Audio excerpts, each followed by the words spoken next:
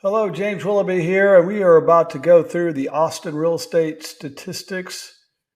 Not quite at the end of April 2024. We'll have next week. We'll have all the monthly statistics. Hopefully, we'll all be in. We can talk about that. But let's dive into what's going on right now. We've been talking for several weeks about the active inventory. It's up to 10,429. Statistically, it says week 1 of May, but we're not quite there. There's more than 52 weeks in a year, so it throws things off a little bit. But this is really like last day of April, but when we compare it to the first week of May, which would have probably been about the last week of April last year, we had 8,234 versus 10,429. So we were seeing about, really more about a 22% increase in inventory year over year, which normally we would be concerned with that.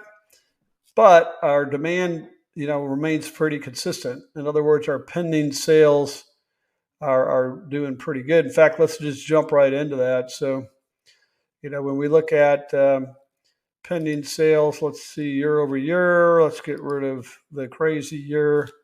You can see that like pretty much most of this year, our pending sales have been higher than last year. Okay.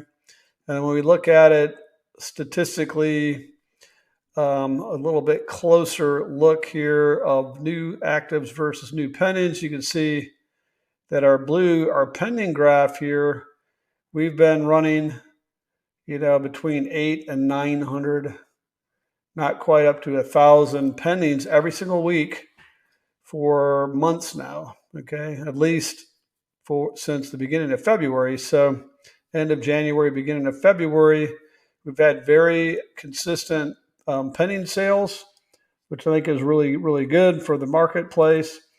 Although you can see that the actives, we've taken on a lot more inventory in the last, say, like 2 months. You see the red graph here represents the new active inventory. So the new inventory is obviously higher than what's coming off the market, which is causing us to have an increase in the amount of weekly inventory. So let's jump right into that. This is weeks of inventory. It was tracking like even with last year statistically, and now our inventory's gone up a little bit. We're still not in crazy territory, but we did hit just over 11 weeks of inventory last week. So that's interesting. The trend line is to go towards 12 right now, but we'll just have to see. I think there was a lot of early birds to the market this year. We'll just have to see what happens in the next couple of weeks.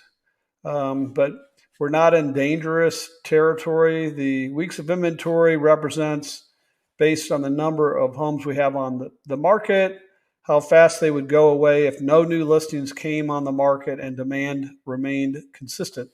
So I still think 11 weeks on the market is pretty healthy.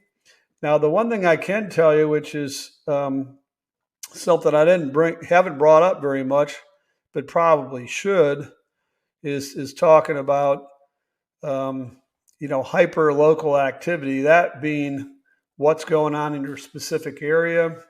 Now, Austin's broken down it's a 5-county area, and you can break it down by county. You can break it down by area within the county. You can break it down by zip code. And so statistically, if you want to go deeper on the numbers for your area, we're happy to give you those statistics.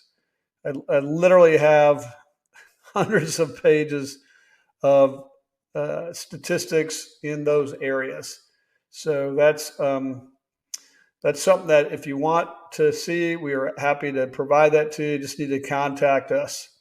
Now we're getting back into interest rates. Remember, we've seen a little bit of a run up here, but they bumped up about 0.1% last week. So the trend line has been to go up since really, the end of March, where they kind of hit the low spot here, and then they've come up since then. Um, According to my friends in the mortgage business, they're seeing a lot of applications. So, we never really know what the deal is when it comes to applications because that's kind of the leading indicator of what's going to happen. So that's good.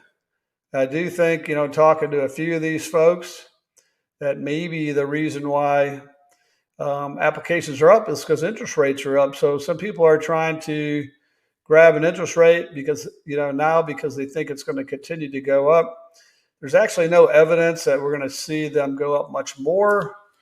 But, anytime you make a prediction, you have to be careful because everything changes on a week to week or even day to day basis as far as economics and the statistics that come out and the things that affect the mortgage rates change on a daily basis. So, but we do think that right around 7 is where it's going to be at for a while.